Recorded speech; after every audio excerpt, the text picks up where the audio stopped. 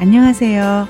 자유교회 이진우 목사가 보내드리는 아침 묵상입니다. 오늘도 예수 그리스도의 향기를 내는 복된 하루가 되시길 바랍니다. 5월 15일 금요일 아침 묵상입니다. 오늘은 골리앗과 싸우는 사울의 방식이라는 제목으로 사무엘상 17장 38절로 40절의 말씀을 묵상합니다.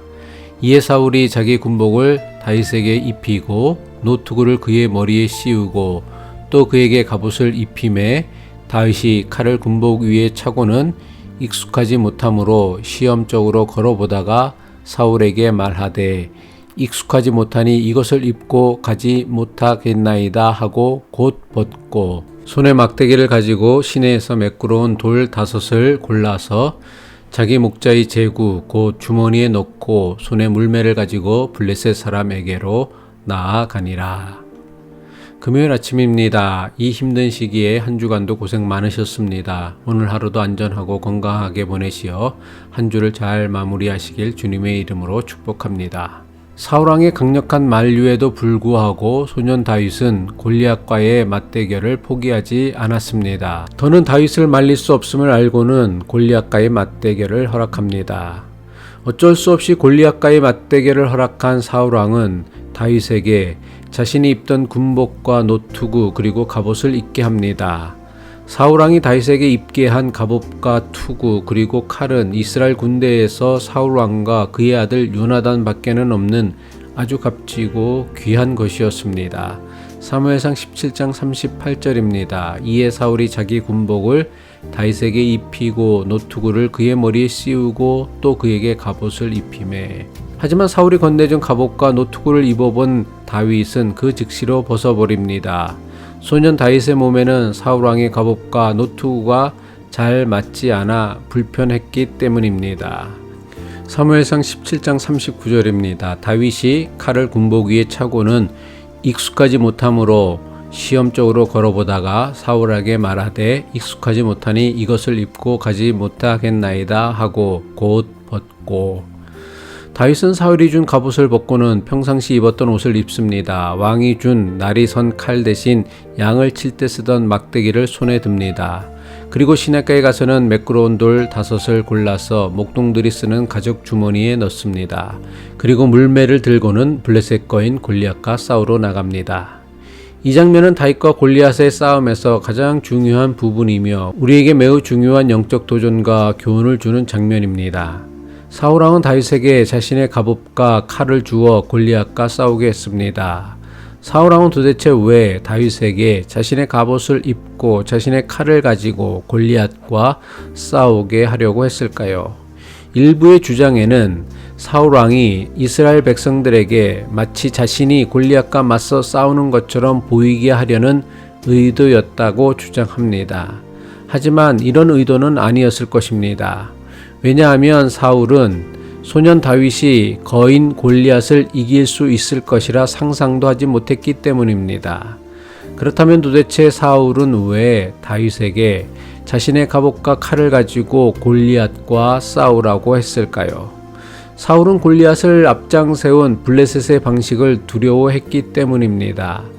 사울은 블레셋이 앞장세운 골리앗의 거대한 키와 덩치를 두려워했습니다. 그리고 그가 입고 있는 57kg이나 되는 갑옷과 그가 어깨에 메고 있는 칼과 손에 들고 있는 어마어마한 창을 두려워했습니다. 블레셋이 앞장세운 골리앗의 엄청난 키와 엄청난 무기로 무장한 골리앗을 두려워한 사울은 블레셋의 방식, 골리앗의 방식을 그대로 따라하고 싶었던 것입니다. 골리앗과 맞서는 다윗에게 골리앗과 비슷한 무기로 무장을 시키고 싶었습니다. 그래서 자신이 입고 있던 갑옷과 노투구 그리고 자신이 들던 칼을 다윗에게 주고는 이것을 가지고 골리앗과 맞서 싸우라고 한 것입니다. 이것이 바로 두려움에 빠진 사람의 모습입니다. 두려움에 사로잡힌 사람들의 중요한 특징은 남을 모방하며 따라한다는 것입니다. 특별히 두려움의 대상을 모방하고 그대로 따라하려고 합니다. 이것은 단지 사울의 이야기만이 아닙니다. 두려움에 사로잡힌 오늘 우리의 모습이기도 합니다. 세상은 늘 골리앗과 같이 무섭고 두려운 곳입니다. 골리앗과 같은 세상에서 먹고 산다는 것이 결코 만만하지 않습니다. 골리앗과 같은 세상에서 출세하고 성공한다는 것이 결코 만만하지 않습니다. 그 결과 사람들 대부분이 어떻게 세상을 살아갑니까? 세상이 요구하는 대로 살아갑니다. 남들 하는 대로 살아갑니다.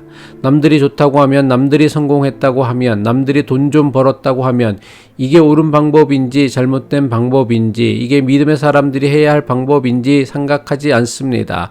일단은 무조건 따라하려고 합니다. 남들이 입는 것, 남들이 타는 것, 남들이 사는 것을 흉내내고 따라합니다. 그러면 그들을 이길 수 있다고 생각합니다. 교회도 크게 다르지 않습니다. 교회는 세상과 다른 방식으로 사는 방법을 가르쳐주는 곳이 교회여야 합니다. 세상에는 세상식이 있다면 교회에는 신앙의 방식이 있음을 세상에 가르쳐 주어야 합니다. 하지만 세상이 너무 크고 무섭다 보니까 세상에서 살아남으려고 교회가 세상 방식을 따라갑니다. 교회가 세상 방식을 모방하고 흉내냅니다. 세상은 돈 가진 사람이, 권력을 가진 사람이, 출세하고 성공한 사람이 대접받고 인정받습니다. 그리고 이런 사람이 세상을 주도하고 지배합니다. 교회는 이런 세상과는 달라야 합니다. 세상이 무시하고 함부로 대하는 가난한 사람, 힘없는 사람, 실패한 사람을 대접해주고 존중해 주어야 합니다. 그래야 교회가 교회다워지는 것입니다. 그래야 교회가 세상을 이기고 세상을 바꿀 수 있습니다. 하지만 오늘날 교회는 그렇지 않습니다. 세상에서 대접받고 인정받는 사람이 교회에서도 대접받고 인정받습니다. 세상에서 큰소리 치는 사람이 교회에서도 큰소리 칩니다. 심지어 교회는 세상을 바꾸고 변화시키기 위해서는 교인들이 세상에서 더 높은 곳에 올라가야 한다고 가르칩니다.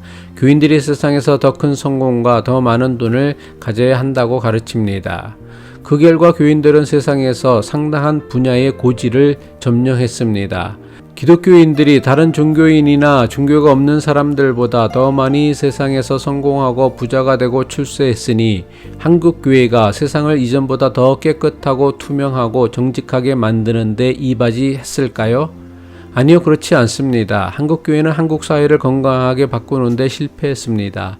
실패한 정도가 아니라 오히려 교회는 갈수록 세상 사람들로부터 비난과 증오의 대상이 되고 있습니다.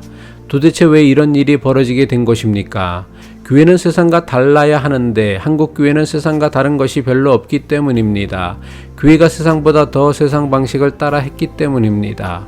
사울이 거인 골리앗과 싸우러 나가는 다윗에게 자신의 갑옷과 투구와 칼로 무장시키려 한 것은 거인 골리앗을 앞장 세운 블레셋의 방식을 따라 하려고 한 것입니다. 이런 방식으로 골리앗과 싸워서는 백전백패입니다. 이것은 교회도 마찬가지입니다. 교회가 골리앗과 같은 세상을 바꾸고 변화시키고 이기기 위해선 세상과는 다른 것을 추구해야 합니다.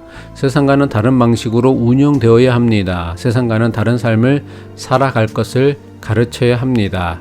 이것만이 세상과의 영적 싸움에서 이길 수 있는 유일한 길입니다. 기도드리겠습니다.